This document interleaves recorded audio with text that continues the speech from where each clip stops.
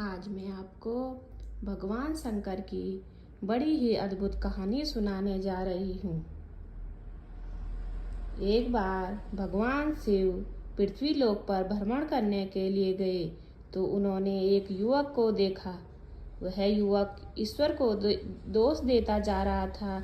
वह अपने जीवन से निराश था, दुखी था। वह सब देखकर भगवान शिव एक महात्मा का रूप धारण करके उस युवक को असली दुख के बारे में ज्ञान देते हैं। तो चलिए इस कहानी के माध्यम से समझते हैं कि असली दुख क्या होता है। अगर आप यह कहानी सुन रहे हैं तो पूरा जरूर सुनिएगा। कथा को आधा अधूरा छोड़कर जाने की गलती मत कीजिएगा, क्योंकि इस कथा के सुनने वाले को मनचाहे फल की प्राप्ति होती है। इस कथा को पूरा सुने। आप शिव भक्त हैं तो भोलेनाथ का अनादर ना करें। कमेंट में ओम नमः शिवाय, हर हर महादेव जरूर लिखें। सुख और दुख एक ही सिक्के के दो पहलू हैं। सुख और दुख हमारे जीवन में लगातार आते ही रहते हैं और हमें लगता है कि हमारे जीवन में हजारों दुख है, हजारों समस्याएं हैं। लेकिन अगर आप वास्तविक तौर पे देखें और अगर आप इस बात को अच्छी तरह समझते हो, आप समझ पाएंगे कि हमारे जीवन में केवल एक ही दुख होता है। और वो कौन सा दुख है और उस दुख का निवारण क्या है, उस दुख का समाधान क्या है, हम यही जानने की कोशिश करेंगे। एक समय की बात है, एक गांव में एक व्यक्ति रहता था। उसका नाम हरिहर था। वह बड़ा आलसी था और अपने जीवन से बहुत निराश था। उसका कारण यह था कि उसने अब तक अपने जीवन में कुछ भी हासिल नहीं किया था। वह कुछ भी नहीं करता। उसके घर वाले भी इस बात से बहुत परेशान थे। वह चाहते थे कि वह बाहर जाकर कुछ अच्छा काम करे, कोई अच्छी नौकरी करे, लेकिन वह उनकी एक नहीं सुनता था। उसके घर वाले दूसरों का उदाहरण देकर उसे ताने मारते थे, उसे तरह तरह की बातें कहते थे, लेकिन उसे कोई फर्क नहीं पड़ता था। जबकि उसके सारे मित्र कामयाब हो चुके थे। कोई अच्छा व्यापार कर रहा था, कोई अच्छी नौकरी कर रहा था, जिस कारण जब भी वह लोग मिलते वे लोग अपनी बढ़ चढ़कर बड़ाई किया करते थे। लेकिन हरिहर कुछ करता ही नहीं था, जिस कारण जब भी कोई उससे पूछता तुम क्या कर रहे हो, तो वह कुछ करता तो नहीं। इसलिए वो हमेशा सबसे केवल एक ही बात कहता था कि मैं कोशिश कर रहा हूँ। लेकिन उसकी कोशिशों का कोई भी फल किसी को नजर नहीं आता था। देखते ही देखते अब ऐसा समय आ चुका था कि हरिहर सभी से मुंह छुपाता था। उससे कोई यह न पूछ ले कि तुम क्या करते हो, इसलिए वह कभी किसी के सामने भी नहीं आता था। धीरे धीरे उसका मन दुखी होने लगा था। हरिहर अब बहुत निराश रहने लगा था, मानो वह इस धरती पर बोझ है। इसलिए वो अपने आप को बहुत अकेला महसूस करता था। एक दिन उसके मन में यह भी विचार उत्पन्न होने लगा था कि मेरे हाथों में कुछ नहीं है तो मैं क्या कर सकता हूँ। अकेले बैठकर वह रोता रहता और भगवान को दोष देता था। एक दिन छुपता छुपाता हुआ घर से निकलकर कहीं जा रहा था। तभी उसने रास्ते में देखा कि एक महात्मा लोगों को प्रवचन दे रहे थे और प्रवचन में वह दुख की बातें कह रहे थे। हरिहर अपना मुंह छुपाकर वहीं खड़ा हो गया ताकि उसे कोई देख न ले और चुपचाप उन महात्मा जी की बातें सुन रहा था। महात्मा जी सभी को प्रवचन में कह रहे थे, दुख हमारा सबसे बड़ा साथी है। हमें दुख अपने जीवन के बारे में समझाता है और हमें सही जीने का तरीका बताता है। दुख हमारे गुरु की तरह है, जिससे हमें सीखना चाहिए। आप चाहे तो अपने जीवन में अपने दुखों को अपना गुरु बना सकते हैं और उससे सीख सकते हैं, या फिर आप चाहे तो अपने दुखों पर बैठकर रो सकते हैं, लेकिन इससे आपको कोई लाभ नहीं मिलेगा। महात्मा जी की बातें सुन रहा था। दिन प्रतिदिन जैसे ही उपदेश कमजोर होते जाएंगे, हरिहर उन महात्मा जी के पास पहुंचा और कहने लगा, हे महात्मा जी, अभी आप कुछ देर पहले दुख को गुरु बता रहे थे। आप कह रहे थे कि दुखों से हमें सीखना चाहिए, हमें उन्हें अपना गुरु बनाना चाहिए, लेकिन मैं भी तो अपने दुखों से परेशान हूँ।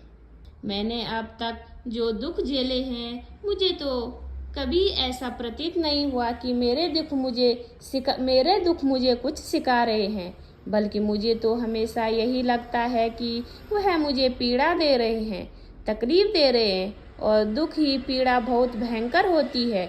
ऐसा लगता है जैसे अब इसके बाद हमारा जीवन समाप्त हो जाएगा, इसके बाद हमें कुछ नहीं मिलने वाला, और यहाँ तक कि हमें मृत्यु भी उसके सामने कम लगने लगती है।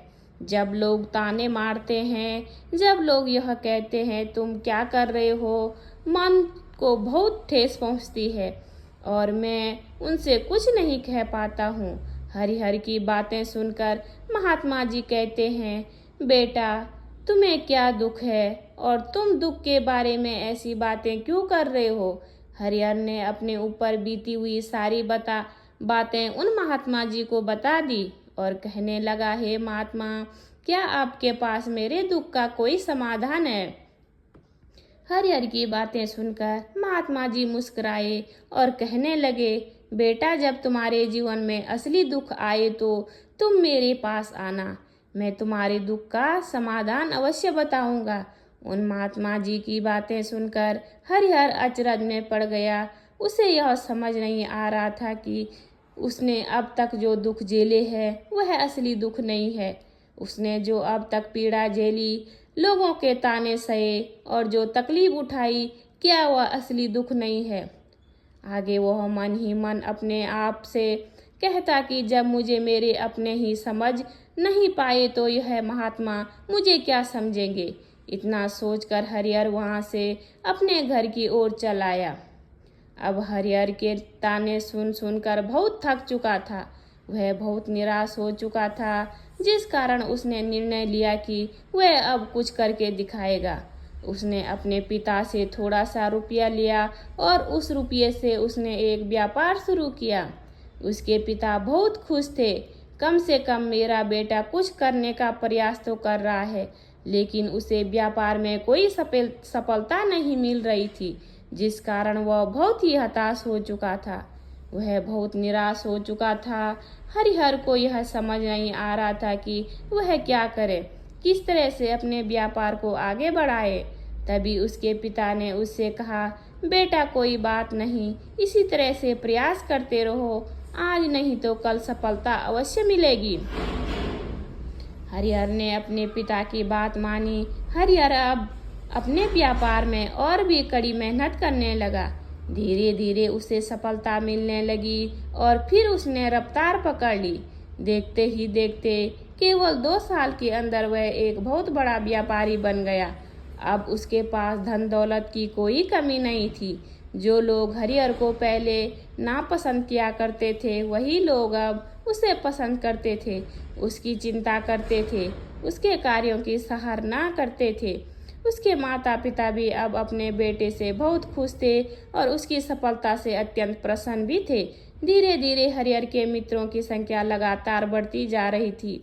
हरिहर के कुछ मित्रों ने उसे यह भी सलाह दी, उसे अपने व्यापार को और तेजी से बढ़ाना चाहिए, उसे अपने व्यापार को और फैलाना चाहिए। जब तुम आज केवल इस नगर के सबसे व्यापारी हो, तब तुम इतना खुश हो, तुम्हारे साथ बहुत सारे लोग हैं।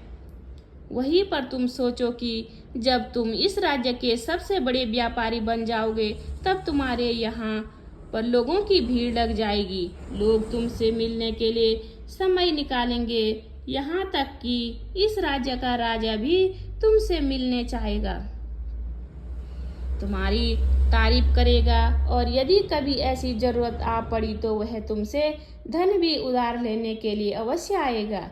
हरिहर को अपने दोस्तों की यह बात पसंद आ गई। हरिहर ने सोचा कि मेरे मित्र सही कह रहे हैं, मुझे अपने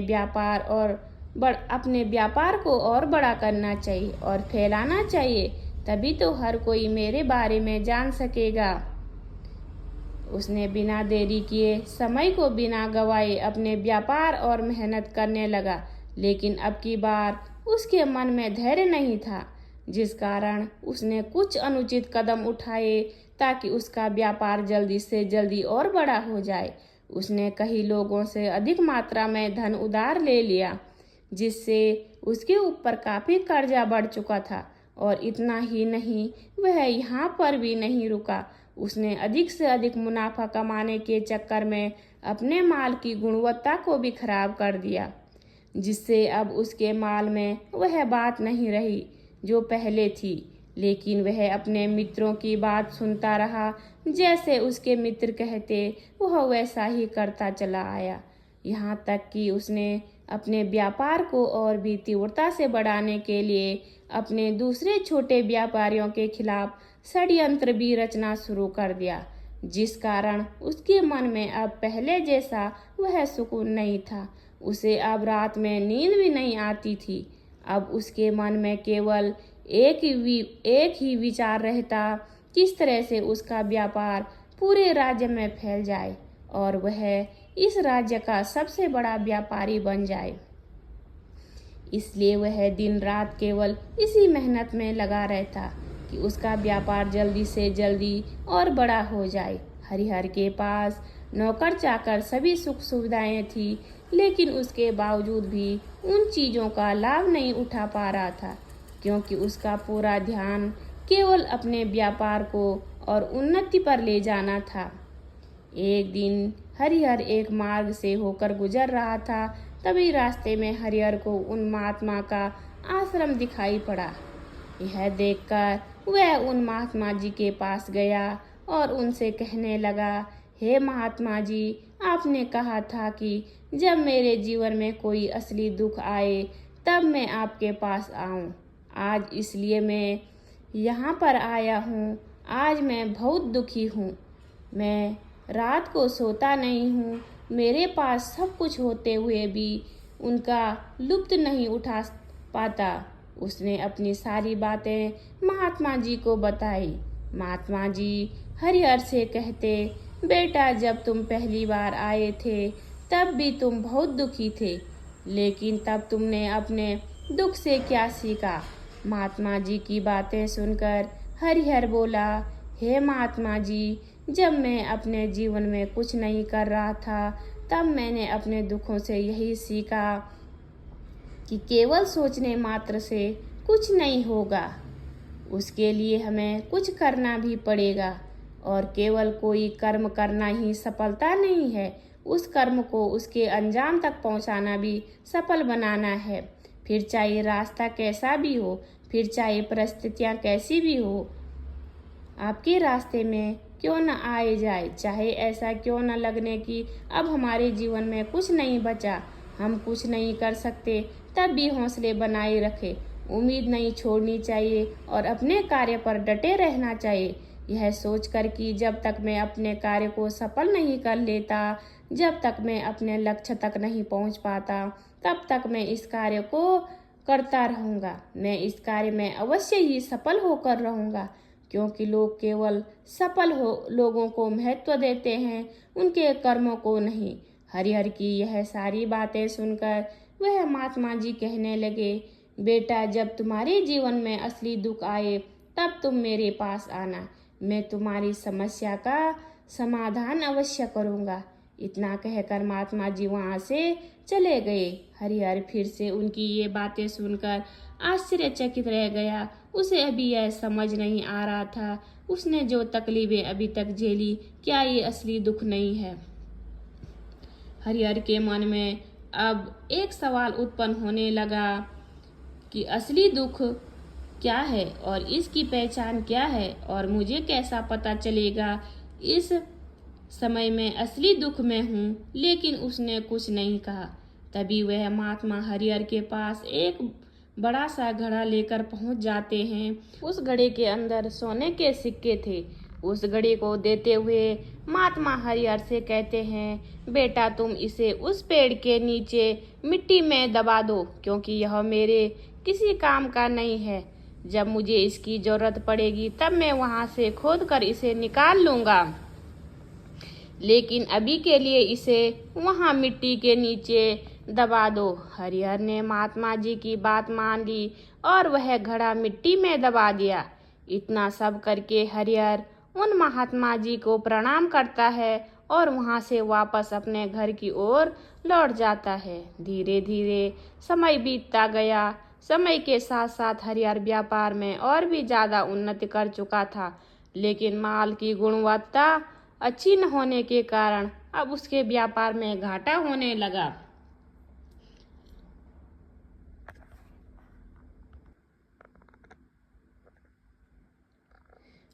और धीरे धीरे ऐसा समय आया कि उसका व्यापार पूरी तरह से चौपट हो गया। अब उसके पास कुछ नहीं बचा था।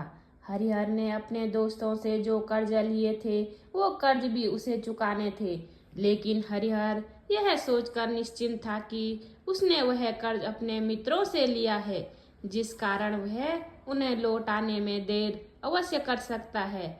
वह तो यह सोच रहा था कि उसके मित्र उसका बुरे समय पर साथ देंगे, लेकिन सबसे पहले उसके मित्र ही उससे अपना कर्ज वापस लौटाने की मांग करने लगे। तब हरिहर को एहसास हुआ कि कोई भी अपना नहीं है। उसने अपने मित्रों से उस कर्ज को लौटाने के लिए थोड़ी सी मोहलत मांगी, लेकिन हरिहर के किसी भी मित्र ने उस कर्ज को लौटाने के लिए मोहलत नहीं दी, बल्कि वे लोग उसे जान से मारने की धमकी देने लगे। अपने मित्रों के मुंह से यह सब सुनकर हरिहर बहुत ही आश्चर्यचकित हो रहा था। वह जो कुछ सोच रहा था उसके साथ सब कुछ उल्टा हो रहा था। व्यापार के चलते उसके बहुत मित्र और शुभ चिंतक बने थे, पर वह सब उससे दूर जाने लगे। हर कोई उससे पीछा छुड़ाना चाहता था, कोई भी उसका साथ नहीं देना चाहता था। धीरे धीरे उसकी सारी संपत्ति नीलाम हो गई। अब उसके पास कुछ नहीं बचा। वह सड़क पर आ चुका। एक दिन हरिहर अपने पिताजी से कहा, पिताजी मेरी मदद कीजिए, मेरे ऊपर बहुत कर्ज है, मुझे उसे लौटाना है, कृपा कर मुझे थोड़ा सा धन दीजिए। इस पर हरिहर के पिता ने हरिहर से कहा, बेटा मेरे पास यही एक छोटा सा घर है, अगर यह अभी मैं तुम्हें दे दूं तो मैं और तुम्हारी माँ कहाँ रहेंगे? हमें भी दर दर की ठोकरें खानी पड़ेगी। ले देकर अब हमारे पास केवल यही संपत्ति बची है, इसलिए मैं तुमसे क्षमा मांगता हूँ। अपने माता पिता के मुख से यह सुनकर हरिहर चुपचाप वहां से चला आया और मन ही मन यह सोच रह गया कि मेरे पास अब कुछ नहीं बचा। मेरे पास जो कुछ था वह सब कुछ तो लूट चुका। मेरा सब कुछ तो अब बर्बाद हो चुका है। भला अब मैं जीकर भी क्या करूँगा? अब मेरे पास केवल एक ही रास्ता है जिससे मैं अपने कर्जेदारों से अपना पीछा छुड़ा सकता हूँ। यह सोचता हुआ वह ऊंची पहाड़ी की ओर पहुंचा। वह पहाड़ी पर चढ़ने ही वाला था कि तभी उसे याद आया, उन महात्मा जी ने कहा था कि जब तुम पर असली दुख आए तभी तुम मेरे पास आना, मैं तुम्हारी समस्या का समाधान अवश्य करूँगा। यह सोचकर हरिहर के मन में एक बार फिर उम्मीद की लहर दौड़ पड़ी। हरिहर दौड़ता हुआ उन महात्मा जी के पास पहुंचा और हरिहर ने उन्हें प्रणाम करके अपने ऊपर बीती हुई हर एक बात उन्हें बता दी और कहने लगा, हे महात्मा, आपने कहा था कि जब मेरे ऊपर असली दुख आए तब आप उसका समाधान अवश्य करेंगे। तभी वह महात्मा जी हरिहर की इस बात को सुनकर मुस्कुराने लगे और कहते हैं, बेटा, कहाँ है असली दुख? जब तुम्हारे जीवन में असली दुख आएगा तो मैं उसका समाधान अवश्य करूँगा। उन महात्मा जी के मुख से यह सुनकर हरिहर को सब्र का बांध टूट गया और हरिहर ने उन महात्मा जी से कहा कि क्या मैंने आज तक जो भी दुख झेला, जो भी तकलीफ झेली, क्या यह दुख नहीं है? क्या इसे दुख नहीं कहते? तभी वह महात्मा हरिहर से कहते हैं, बेटा, पहले तुम मुझे यह बताओ, तुमने अपने दुख से क्या सीखा है? इसका जवाब देते हुए हरिहर उन महात्मा से कहते हैं, हे महात्मा, मैंने तो यह सीखा है कि जो लोग तुम्हारी तरक्की में तुम्हारा पीछा करते हैं वो लोग अवश्य ही तुम्हें धोखा देंगे, क्योंकि ऐसे लोग बुरे समय पर तुम्हारा साथ नहीं देने वाले, बल्कि तुम्हारा फायदा उठाने वाले ही वह प्रयास करेंगे। इसलिए ऐसे लोगों पर भरोसा ना करें, बल्कि जो लोग तुम्हारी असफलता के समय पर, तुम्हारे बुरे समय पर तुम्हारे साथ खड़े हैं, वही तुम्हारे असली मित्र हैं और वही तुम्हारे साथ रहते हैं। और ऐसे लोग तुम्हें बहुत कम मिलते हैं। जिन्हें भी ऐसे लोग मिलते हैं, उन्हें हमेशा उनकी कद्र करनी चाहिए। जब तुम कोई कार्य कर रहे हो तो उसे पूरी ईमानदारी से करो, धैर्य रखो, लालच ना करो, क्योंकि ऐसा करने से तुम्हारे साथ ही बुरा होगा और तुम हमेशा नुकसान में रहोगे। हरिहर की यह सारी बातें सुनकर महात्मा उसे उस घड़े के पास ले गए जहां उस घड़े को उन्होंने मिट्टी में दबाया था। उन्होंने गड्ढा खोदा। वह घड़ा हरिहर के हाथ में थमाते हुए महात्मा जी ने हरिहर से कहा, ये लो, अभी इससे तुम अपना काम चलाओ और जब तुम्हारे जीवन में असली दुख आए तब तुम मेरे पास आना, मैं उसका समाधान अवश्य करूँगा। हरिहर महात्मा जी की बात सुनकर बड़ी अचरज में पड़ गया। उसे यह समझ नहीं आ रहा था आखिर यह असली दुख क्या है। लेकिन उसने अपने हाथों में पकड़े उस घड़े को देखा जिसके अंदर सोने के सिक्के थे।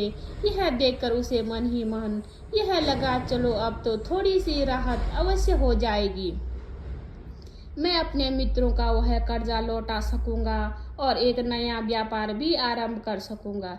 यही सोचते हुए हरिहर ने उन साधु महात्मा को प्रणाम किया, उनका धन्यवाद किया और वहां से चल पड़ा। हरिहर ने उन सोने के सिक्कों से सभी का कर्जा लौटा दिया और अपने लिए एक बार फिर से नया व्यापार शुरू किया। व्यापार छोटा था, लेकिन अब की बार हरिहर बहुत खुश था। उसने अपने व्यापार पर काम किया और देखते ही देखते एक बार फिर से एक बड़ा व्यापारी बन गया। लेकिन अब की बार वह बहुत खुश था, क्योंकि इस बार उसने कोई लालच नहीं किया था, न ही किसी के लिए षड्यंत्र रचा, बल्कि उसने पूरी ईमानदारी और मेहनत के साथ अपने व्यापार पर काम किया। लेकिन जैसे जैसे आप धनी होते जाते हैं, जैसे जैसे आप अमीर बनते हो, आपके मन में एक डर और उत्पन्न होने लगता है, और वह डर अपनी दौलत को न खो देने का, जिस कारण आप लोग दान पुण्य करना शुरू कर देते हैं, लोगों की मदद करते हैं, ताकि आपके जीवन में कभी कोई दुख न आए। लेकिन यह जीवन सुख और दुख का संगम है, जिस कारण हर किसी को सुख और दुख से होकर गुजरना पड़ता है। इसी वजह से एक बार फिर से हरिहर के जीवन में एक और दुख का आगमन हुआ। अब की बार उसके माता पिता दोनों की मृत्यु हो गई। हरिहर माता पिता से बहुत प्रेम करता था, इसलिए उसके मन को बहुत गहरा आघात पहुंचा। जब आखिरी बार उसे उन्हें देख रहा तो उसके मन में हजारों सवाल उत्पन्न होने लगे। उसने सोचा कि जिस संपत्ति के लिए वह हमेशा लड़ते झगड़ते थे, आज उनकी देखभाल के लिए कोई नहीं था। उसके माता पिता ने जो भी मेहनत की, जो भी अपने जीवन में इकट्ठा किया, सब यहीं रह गया। लेकिन अब सब कुछ खत्म हो चुका था। हरिहर का मन अब बहुत बेचैन हो रहा था। उसके मन में हजारों सवाल उत्पन्न हो रहे थे और वह अपने आप को बहुत अकेला महसूस कर रहा था। उसे बहुत खाली समय महसूस हो रहा था। उसने इधर उधर देखा, लेकिन उसे कुछ समझ नहीं आया। तभी उसे उन महात्मा जी की बात याद आई। तुरंत ही भागा भागा उन महात्मा जी के पास पहुंचा। उसे देखते ही उन महात्मा के हरिहर से पूछा, क्या बात है बेटा, कोई फिर से दुख आ पड़ा है? तभी हरिहर ने कहा, नहीं गुरुदेव, अब तो सब ठीक है, लेकिन आज मेरे माता पिता की मृत्यु हो गई और मैं बहुत अकेला महसूस कर रहा हूँ। मैं बहुत दुखी महसूस कर रहा हूँ। महात्मा जी हरिहर से कहते हैं, बेटा, इसमें दुखी होने वाली क्या बात है? यह तो जीवन है। यहाँ पर कोई भी रहना नहीं आया, ना ही कोई रहेगा। हम सब एक न एक दिन मृत्यु को प्राप्त हो ही जाएंगे, और मृत्यु कब आएगी यह किसी को नहीं पता। हो सकता है तुम्हारी मृत्यु कल ही हो जाए। मैं तो अभी जवान हूँ और मुझे तो अपनी पूरी उम्र जीना है। मैं तो कुछ करना चाहता हूँ और आप कह रहे हैं कि मैं मृत्यु को प्राप्त हो सकता हूँ। मृत्यु कभी किसी की उम्र देखकर नहीं आती और ना ही किसी को बताकर आती है। सारी बातें सुनकर हरिहर और भी ज्यादा बेचैन हो गया और वह चुपचाप वहां से चला आया। उसके मन का अभी यह खालीपन अभी वैसे ही था। हरिहर अपने आप को बहुत अकेला महसूस कर रहा था। उसके बाद से उसका मन अपने व्यापार में भी नहीं लग रहा था। जब भी वह कोई कार्य करने लगता तो उसके मन में बहुत सारे प्रश्न उठने लगते कि वह क्या कर रहा है, क्यों कर रहा है और उसने इस कार्य को क्यों किया है। उसके मन में एक प्रश्न उत्पन्न होने लगा था कि क्या हम यहाँ पर केवल इसलिए आते हैं कि इस जीवन को भोगें और एक दिन मृत्यु को प्राप्त हो जाएं। जीवन का असली मतलब क्या है, उसने कई विद्वानों से पूछा। अपनी तरफ से जो मुमकिन हो सकता था खोजबीन की, लेकिन उसे कोई संतोषपूर्ण जवाब नहीं मिल पा रहा था। और जब उसे कोई जवाब नहीं मिला तो उसका दुख और भी बढ़ गया, जिस कारण उसके मन की बेचैनी और भी बढ़ चुकी थी और उसे यह समझ नहीं आ रहा था कि वह क्या करे, कहाँ जाए, किससे पूछे। तभी उसे फिर उन महात्मा जी की याद आई।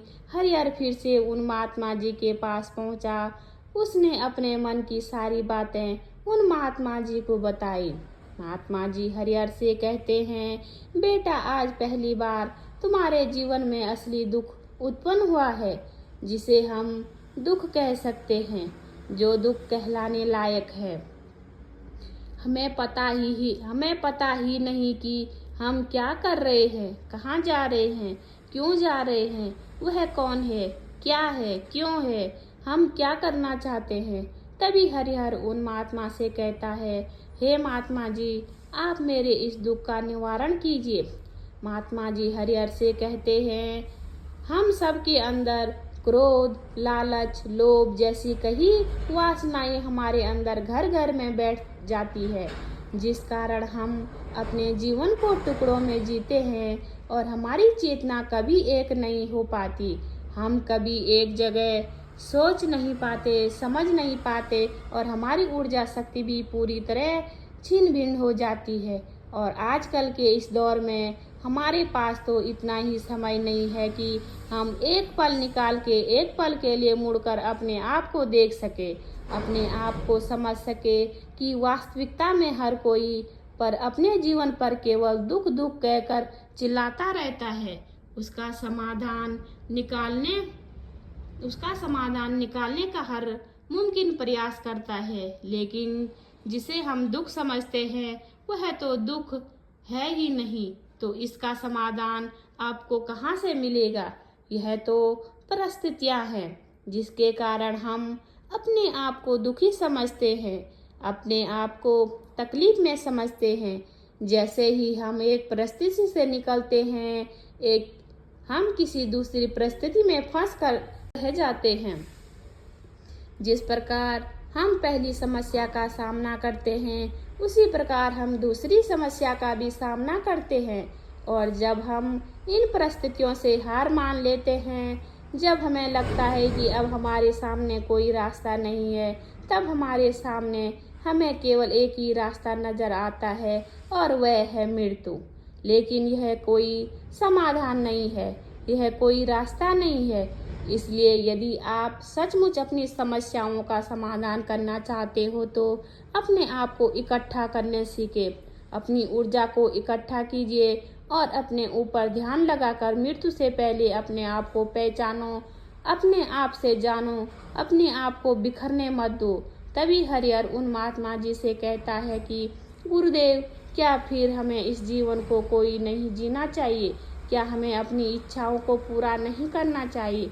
महात्मा जी हरिहर से कहते हैं, बेटा, हमें किसी से भी लगाव नहीं रखना चाहिए, हमें अपनी इच्छाओं को मार देना चाहिए, हमें ज़्यादा संपत्ति इकट्ठा नहीं करनी चाहिए, क्योंकि हम मनुष्य की इच्छाएं, कामनाएं ऐसी होती है जैसे मानो कि एक पर्वत से गिरता हुआ झरना, जिस पर किसी का नियंत्रण नहीं है। सिवाय देखते रहने और परेशान होने के। लेकिन जब तुम अपने ऊपर ध्यान देने लगते हो तब तुम अपने आप को पहचान जाते हो, समझ जाते हो, तब तुम इस पर नियंत्रण पा सकते हो।